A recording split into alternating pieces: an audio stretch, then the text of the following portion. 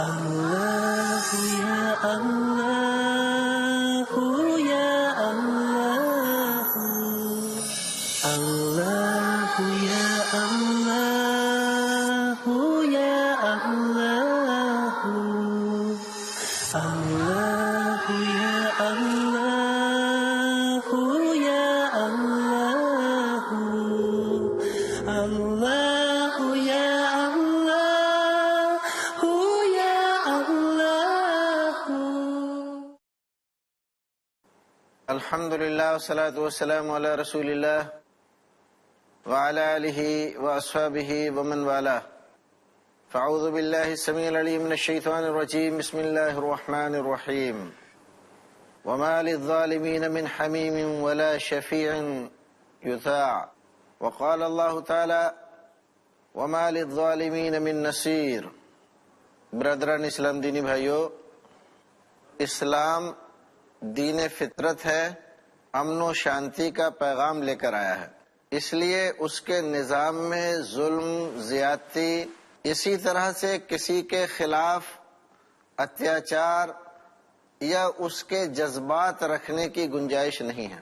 اسلام اپنے پورے نظام میں راجا سے لے کر رعیت تک، خلیفہ سے لے کر ایک عام آدمی تک اس بات کی پوری کوشش کرتا ہے کہ کسی کا حق ضائع نہ ہو اور کسی آدمی کو اس بات کی شکایت نہ رہ جائے کہ اس کے ساتھ انصاف نہیں کیا گیا. اسلام نے جو نظام دیا ہے وہ نظام سراپا حق، صداقت اور انصاف پر مبنی ہے. قرآن اعلان کرتا ہے وَمَا لِلظَّالِمِينَ مِن نَصِيرٍ، اور اللہ رب العزت اپنے بارے میں فرماتا ہے وَمَا أَنَا بِظَلَّامٍ لِلْعَبِيدِ، میں اپنے بندوں پر ظلم کرنے والا نہیں ہوں. جب وہ ظلم خود نہیں کرتا بندوں پر، تو بندوں پر کوئی دوسرا ظلم کرے اس کی بھی اجازت نہیں دیتا. اس لیے اس نے اعلان کیا کہ اگر کوئی ظلم کرے گا، خواہ وہ کسی پر ظلم کرے، اپنے رشتہ داروں پر، ناطے داروں پر، محلے والوں پر، سماج اور معاشرے کے لوگوں پر، ملک والوں پر، ملک سے باہر کے لوگوں پر، غرض یہ کہ انسانیت کے کسی بھی گوشے میں اگر کوئی ظلم کا ارتکاب کر رہا ہے تو اللہ رب العزت نے اس کو آگاہ کیا ہے کہ جو کچھ کر رہے ہو اس میں تمہارے لیے سراپا خرابی ہے. تمہارا مددگار اللہ رب العزت کے یہاں کوئی نہیں ہوگا. یہاں دنیا میں تمہارے بہت سارے مددگار ہو سکتے ہیں. تمہارے پاس طاقت ہے، قوت ہے، پیسہ ہے، فوج ہے، کچھ گنڈے ہیں، کچھ بدماش ہیں. ان کے بلبوتے پر تم چاہو کسی پر ظلم کرو، لیکن ایک دن ایسا بھی آنے والا ہے کہ یہ دنیا ختم ہو جائے گی، یہ طاقت چلی جائے گی، یہ قوت فنا ہو جائے گی، تمہاری سلطنت، حکومت، یہ سب اس دنیا سے ملیا میٹ ہو جائے گی، اور پھر اللہ رب العزت کی عدالت ہوگی. وہاں تمہارے ساتھ کوئی کھڑا ہونے والا نہیں ہوگا. اس کی عدالت ہوگی اور وہ پوچھ رہا ہوگا، اور اس کی عدالت میں بہت سارے وہ لوگ حاضر ہو رہے ہوں گے جن پر تم نے ظلم کیا ہے. تو دنیا میں تمہارے بہت سارے مددگار تھے. کچھ کو تم نے بہکا کر، کچھ کو لالچ دے کر، کچھ کو مار پیٹ کر، اور کچھ کو پیسے کے بلبوتے پر اپنا بنا رکھا تھا. لیکن وہاں پر تمہارا کوئی نہیں ہوگا، اور ہر ایک آدمی وہاں تم سے بھاگ رہا ہوگا. تمہیں حساب اکیلے دینا ہوگا، اور جو سزا پروردگار عالم کی جانب سے متعین ہوگی وہ سزا تمہیں اکیلے اور خود ہی بھگتنی ہوگی. نبی اکرم صلی اللہ علیہ وسلم اپنی امت کو جو ہدایات دے کے گئے ہیں ان میں ایک ہدایت اس سلسلے میں وہ حدیث بھی ہے جس کو حضرت ابو ذر رضی اللہ تعالیٰ عنہ بیان فرماتے ہیں، اور حدیث قدسی ہے. رسول اکرم صلی اللہ علیہ وسلم اپنے رب سے روایت کرتے ہیں. اللہ رب العزت فرماتا ہے یا عبادی انی حرمت الظلم علی نفسی، اے میرے بندو میں نے اپنے اوپر ظلم کو حرام کر رکھا ہے. وجعلتہ بینکم محرما فلا تظالموا، اور جیسے اپنے اوپر ظلم کو حرام کر رکھا ہے ایسے ہی تمہارے لیے بھی یہی حکم ہے میرا، میں نے تمہارے لیے ظلم کرنے کو حرام قرار دیا ہے. فلا تظالموا، خبردار کوئی کسی پر ظلم نہ کرے. یا عبادی کلکم ضال الا من ہدیتہ، اے میرے بندو تم سارے کے سارے گمراہ ہو، ہدایت پر وہی ہے جس کو میں ہدایت سے سرفراز کروں، ہدایت اس کو ملے گی جس کو میں ہدایت سے نوازوں گا۔ فاستہدونی، پس تمہیں چاہیے کہ مجھ سے ہی ہدایت مانگو، اور اسی کی بجاوری میں مسلمان اپنی نماز اور عبادت کی ہر رکعت میں اللہ رب العزت سے مانگتا ہے اہدنا الصراط المستقیم، پروردگار مجھے سیدھے راستے پر چلاتا رہیو۔ اللہ تعالیٰ فرماتا ہے یا عبادی کلکم جائن الا من اطعمتہ، تم میں کا ہر ایک آدمی بھوکا ہے، پیٹ اس کا بھرتا ہے جس کا میں پیٹ بھروں، جس کو میں کھلاؤں۔ اگر وہ کھلانے سے انکار کر دے، دنیا کی کوئی طاقت کھلا نہیں سکتی ہے۔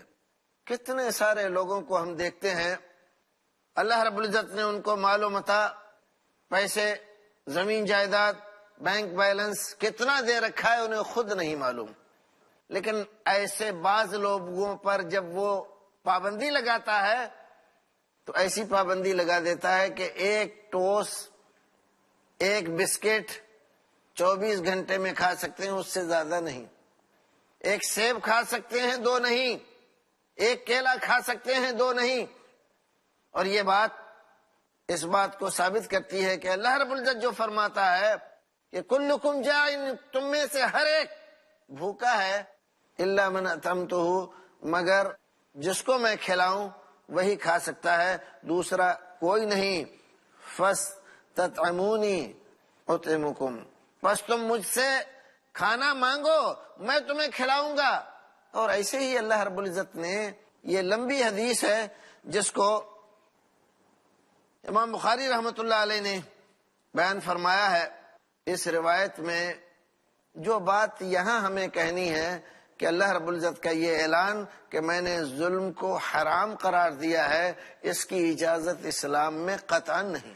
ظلم کے لیے کوئی جگہ اسلام میں نہیں رکھی گئی ہے۔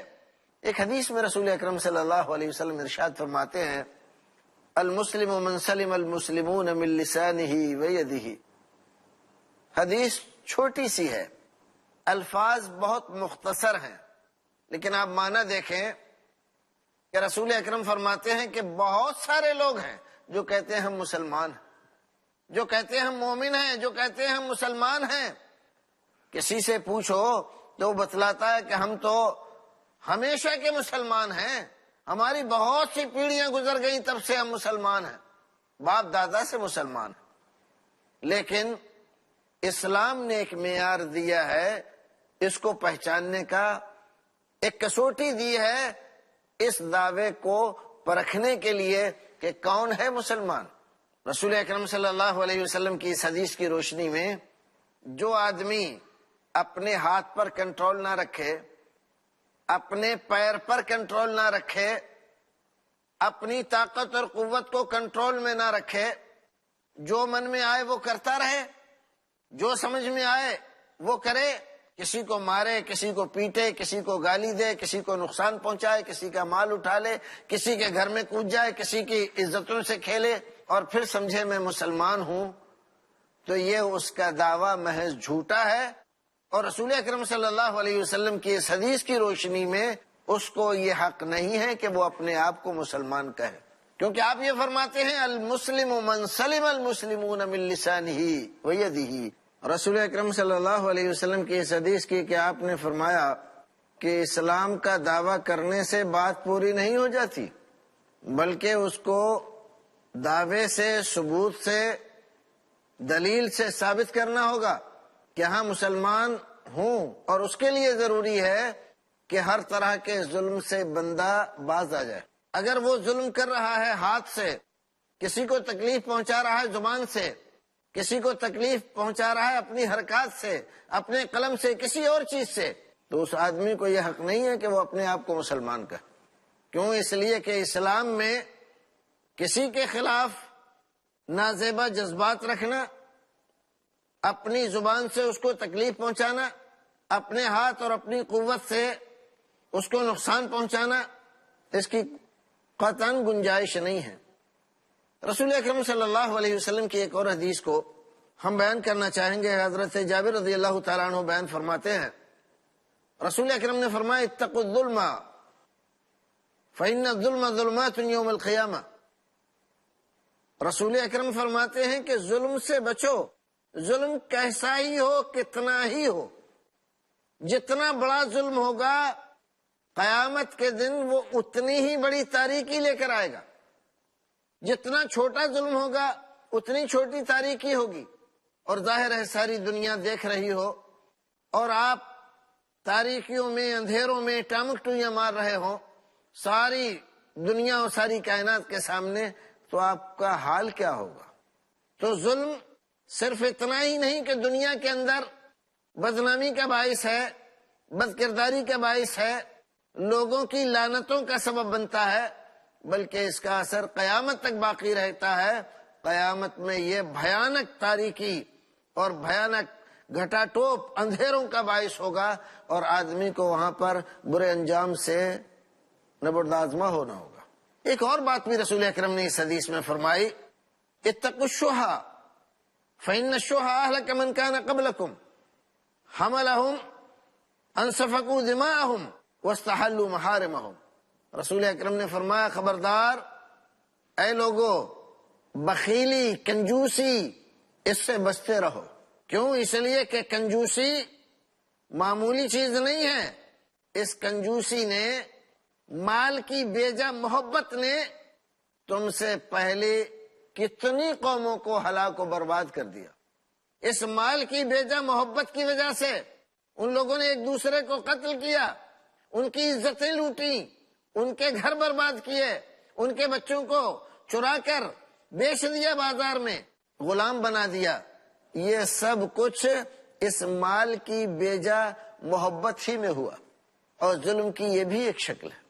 یہاں گویا کہ رسول اکرم صلی اللہ علیہ وسلم نے اس حدیث میں ظلم پر ابھارنے والی چیزوں کا تذکرہ فرمایا، اور اس میں سے ایک بڑے سبب کو ذکر فرمایا کہ یہ بخیلی، حرص، لالچ، یہ تمام چیزیں آدمی کو برائی کی طرف لے جاتی ہیں، اور ایسی ایسی برائیاں اس سے کرواتی ہیں جو انسانیت اس سے شرمسار ہو جاتی ہے۔ ان سے بچنا ہمارے اور آپ کے لیے ضروری ہے۔ اسلامی معاشرے میں کسی بھی طرح کے ظلم اور زیادتی کی کوئی گنجائش نہیں۔ رسول اکرم صلی اللہ علیہ وسلم ایک اپنی دوسری حدیث میں، جس کو حضرت عائشہ رضی اللہ تعالیٰ عنہ بیان فرماتی ہے، امام بخاری رحمۃ اللہ علیہ اور امام مسلم نے جس کو روایت کیا ہے، اس کے اندر بیان فرمایا من ظلم قید شبر من الارض طوقہ من 7 ارضین۔ جو آدمی کسی کی ایک بالش زمین ظلمن دبا لے، اللہ رب العزت قیامت کے دن زمین کے 7 طبق اس کے گردن میں ڈال کر اس کو طوق بنا دے گا۔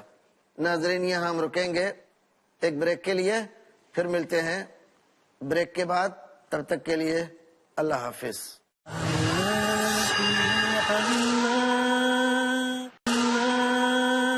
ناظرین، ایک بار پھر آپ کا استقبال ہے۔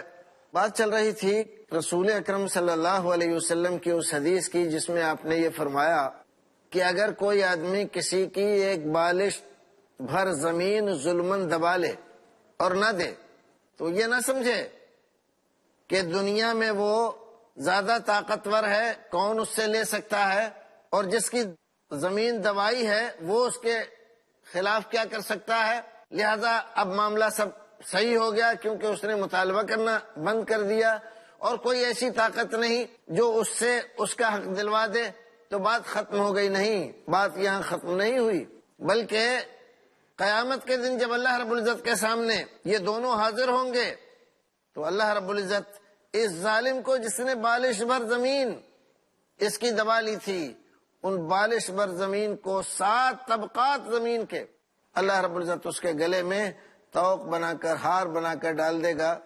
آپ اندازہ لگائیں 7 طبقات زمین کے کسی کے گردن میں، اور وہ انسان کی گردن میں ڈال دی جائیں، اس کا حال کیا ہوگا۔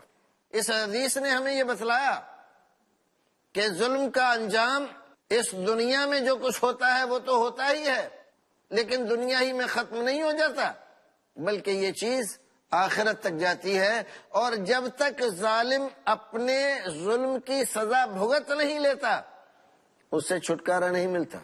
لہذا ظلم کے لیے اسلامی معاشرے اور سماج میں قطعاً گنجائش نہیں ہے۔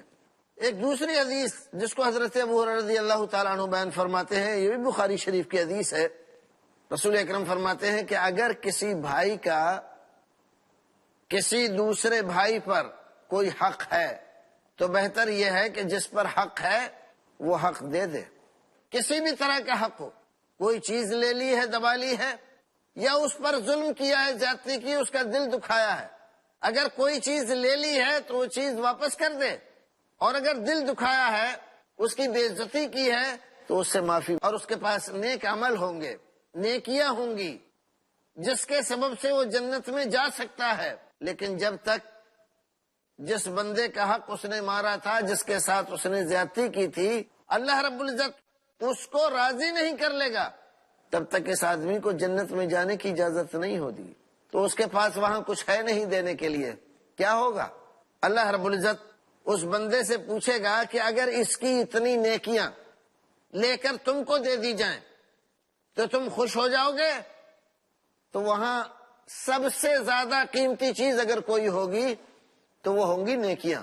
نیکیوں کے علاوہ وہاں کسی چیز کی کوئی قیمت نہیں ہوگی، کسی چیز کا کوئی دام نہیں ہوگا، اور ہوگی بھی نہیں کسی آدمی کے پاس کوئی چیز۔ جنت میں جانے کے لیے ہر ایک آدمی کو نیکی کی ضرورت ہوگی۔ وہ کہے گا کہ ہاں پروردگار، اگر اتنی نیکیاں مجھے مل جائیں تو میں اپنے حق سے دستبردار ہو جاؤں گا۔ تو اللہ رب العزت اس کی نیکیاں لے کر اس کو دے دے گا، اس کو راضی کر لے گا۔ اب اس کے یہاں جب نیکیاں کم ہو جائیں گی تو وہ اس لائق نہیں رہے گا کہ وہ جنت میں چلا جائے، اور اگر ایسا ہو کہ اس کے پاس نیکیاں ایسے ہی دیتے دیتے ختم ہو جائیں تو اللہ رب العزت یہ کرے گا کہ جس آدمی کا حق آ رہا ہے اس سے پوچھے گا کہ اگر تیرے اتنے گناہ لے کر اس کے نامہ اعمال میں منتقل کر دیے جائیں تو کیا تو راضی ہو جائے گا؟ تو بندہ کہے گا کہ ہاں پروردگار، میں راضی ہو جاؤں گا اور اپنے حق سے دستبردار ہو جاؤں گا۔ ایسے میں اس کے پاس کچھ ہے نہیں دینے کے لیے، تو اس کے گناہ لے کر اس کے سر لگا دیے جائیں گے، یہ گناہوں سے اتنا ہلکا ہو جائے گا۔ جب گناہوں سے ہلکا ہو جائے گا اس کی نیکیاں بڑھیں گی، اس کے لیے جنت میں جانے کا راستہ آسان ہو جائے گا، اور اس کے لیے جہنم کے سامان تیار ہو جائیں گے۔ تو بہت کٹھن منزل ہے، بہت دشوار راستہ ہے، بہت سخت اللہ رب العزت کے یہاں کا حساب کتاب ہے۔ اے بھائیو، اس سے پہلے کہ وہ دن آ جائے، لا ينفع مال ولا بنون، جہاں نہ مال فائدہ پہنچائے، نہ اولاد فائدہ پہنچائے، نہ ماں کام آئے، نہ باپ کام آئے، دنیا کی کوئی چیز کام نہ آئے، اس سے پہلے جن لوگوں کا حق تمہاری طرف آ رہا ہے وہ حق دے دو، اور اگر تم نے کسی کے ساتھ ظلم کیا ہے تو ان سے معافی مانگ لو، کسی کے ساتھ زیادتی کی ہے تو اس کے لیے معافی مانگ لو، معافی تلافی کرا لو۔ معافی مانگنے میں کوئی گناہ نہیں ہے، کوئی برائی نہیں ہے، کوئی بے عزتی نہیں ہے۔ کل کی رسوائی کے مقابلے میں آج ایک آدمی کے سامنے ہم اگر تھوڑے سے خفیف ہو جائیں، ہم یہ سمجھیں کہ اس آدمی کی نظر میں ہماری معافی مانگنے کی وجہ سے عزت کم ہو گئی، تو یہ کوئی گھاٹے کا سودا نہیں ہے۔ یہ ایک آدمی ہے، اگر ہم معافی نہیں مانگتے ہیں تو کل روز قیامت میں ساری دنیا کے سامنے ہمیں بے عزت ہونا پڑے، اس کے مقابلے میں ایک آدمی سے معافی مانگ لینا بہت آسان بات ہے اور بہت سستا سودا ہے۔ ہمیں چاہیے کہ ہم اپنے آپ کو اس کے لیے تیار کریں، اپنا محاسبہ کریں۔ جب شام کو بستر پر لیٹیں تو وہاں پر دیکھیں، سوچیں کیا کیا آج، اب تک کیا کیا۔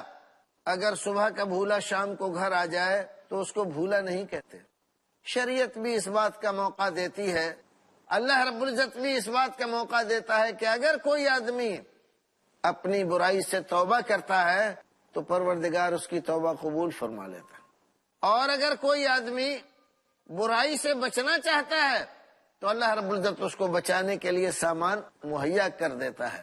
کسی سے معافی مانگنا چاہتا ہے تو پروردگار اس کے دل میں رحم ڈال دیتا ہے، عفو و کرم ڈال دیتا ہے، تو وہ اس کو معاف کرنے کے لیے تیار ہو جاتا ہے اور معافی تلافی ہو جاتی ہے. یہ بہت آسان سودا ہے. تو آپ سوچئے آپ نے کیا کیا ہے اب تک. کتنے لوگوں کا حق مارا ہے، کتنوں کے دل دکھائے ہیں، کتنوں کی چیزیں لی ہیں اور لے کر دی نہیں ہیں، کتنوں سے قرضہ لے رکھا ہے اور اب تک دیا نہیں ہے. ان تمام چیزوں کو سوچ کر آج ہی سے چاہے ایک ایک آدمی کر کے ان کے حقوق سے دستبرداری اختیار کرنے کی کوشش کرو، ان سے معافی مانگو. ان کا حق اگر تمہاری طرف آ رہا ہے تو دے دو. مال، پیسہ، زمین، جائیداد ہے تو اس کو واپس کر دو، اور اگر واپس نہیں کیا تو یہ یقین جان لو کہ تباہی یقینی ہے اور اللہ رب العزت کے یہاں سے اس کے چھٹکارے کی کوئی صورت نہیں ہے. بندے کا حق اللہ رب العزت معاف نہیں کرتا. اپنا حق اگر چاہے تو اپنے رحم و کرم سے معاف کر سکتا ہے، لیکن اگر کسی بندے کا کسی بندے پر کوئی حق آ رہا ہے تو اس کو معاف نہیں کرتا جب تک کہ وہ بندہ خود معاف نہ کر دے. اور بندہ تبھی معاف کرے گا جب اس کو یہ احساس ہوگا کہ یہ توبہ کرنا چاہتا ہے، یہ احساس ہوگا کہ آئندہ یہ میرے ساتھ ایسا نہیں کرے گا. اور اگر اس کو یہ احساس رہا کہ آج میں معاف کر دوں گا کل کو پھر یہ ایسا ہی کرے گا تو ظاہر ہے وہ بھی معاف نہیں کرے گا. اور کسی سے زور زبردستی سے اپنی طاقت کے بلبوتے پر، لاٹھی کے بلبوتے پر معافی تلافی کرانے کی کوشش کرنا اور اس پہ زور ڈالنا کہ مجھے معاف کر دے، اس کو معافی نہیں کہتے ہیں. معافی تو یہ ہے کہ وہ بندہ اپنے خوش دلی کے ساتھ آپ کے برتاؤ میں تبدیلی آنے کی وجہ سے، آپ کے رویے سے خوش ہونے کی وجہ سے آپ کو معاف کر دے کہ میں نے معاف کیا اور اللہ رب العزت کے یہاں بھی اپنا حق جو تمہاری طرف آ رہا تھا اس سے میں دستبردار ہوا. جب تک وہ بندہ خود نہیں کہہ دے گا تب تک اللہ رب العزت اس کو معاف نہیں کرے گا.